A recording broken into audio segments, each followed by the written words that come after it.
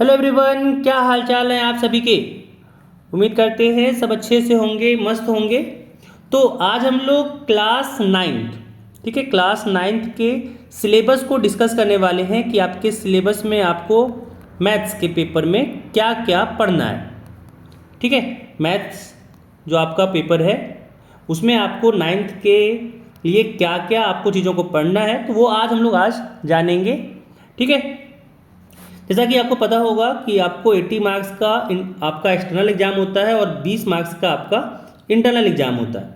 ठीक है, जो 2.5 घंटे का आपका पेपर होने वाला है और ये 2 सेक्शन में आपका बटा हुआ रहेगा। सेक्शन 1 जो आपका है 40 मार्क्स का वो कंपलसरी रहेगा और सेक्शन 2 जो आपका 40 मार्क्स है उसमें आपको ऑप्शंस मिलेंगे कि मतलब देखो, सेक्शन ए में जितने क्वेश्चन हैं सारे करने पड़ेंगे और सेक्शन 2 में जो है जैसे यहाँ पे लिखा हुआ है will consist of compulsory short answers question.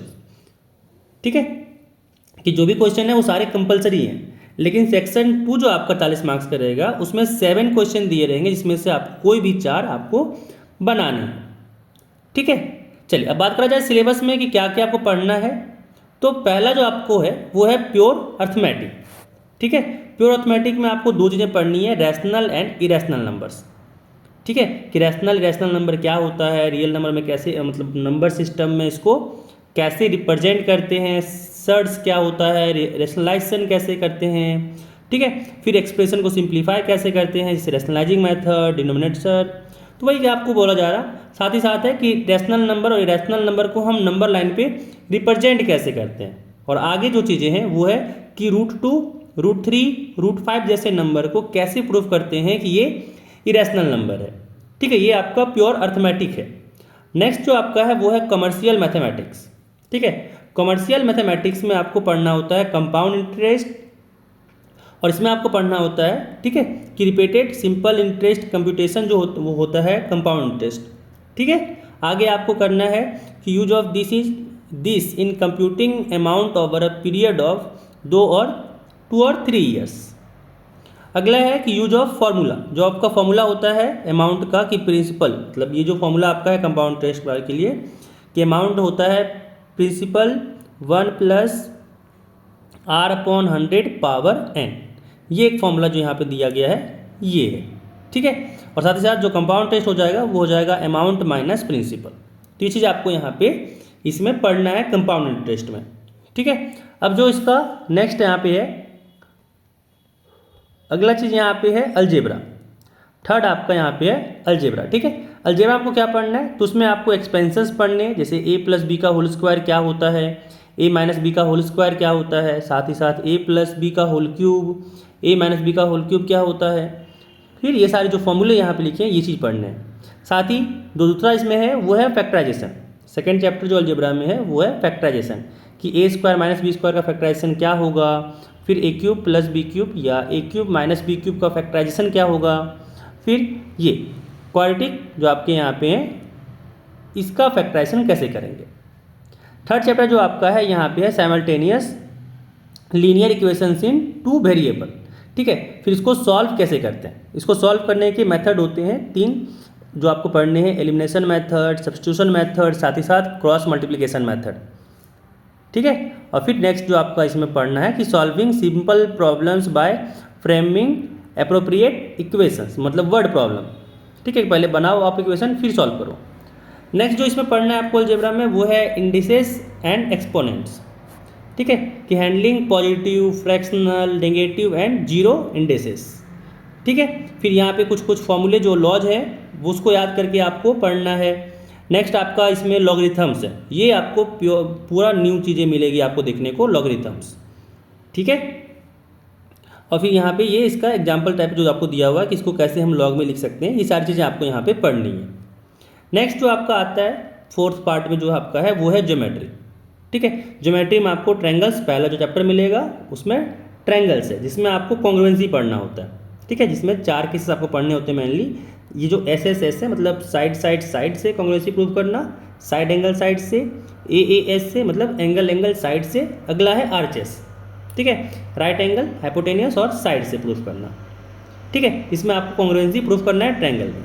अगला जो आपका है प्रॉब्लम बेस्ड ऑन, जो आपका यहाँ पे दूसरा है कि angle opposite equal sides are equal and converse तो ये सारे आपको थ्योरम्स पढ़ने हैं, जो आपको यहाँ चार दिख रहे हैं ना, वो आपको थ्योरम्स पढ़ने हैं और उसके अकॉर्डिंग आपको क्वेश्चन बनाने हैं। ठीक है, चलिए कह रहा है इसका प्रूफ जो है आपको नॉट रिक्वायर्ड है। कैसे?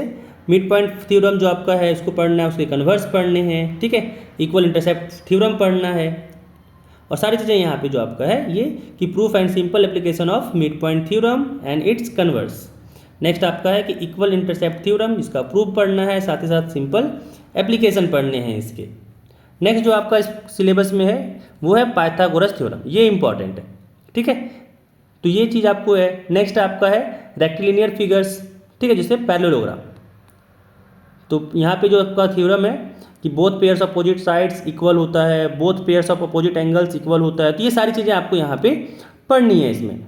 ठीक है, कि one pair of opposite sides equal and parallel, फिर diagonals bisect each other and bisect the parallelogram, जो डायगोनल्स होते हैं वो पैरेललोग्राम को बाइसेक्ट करते हैं।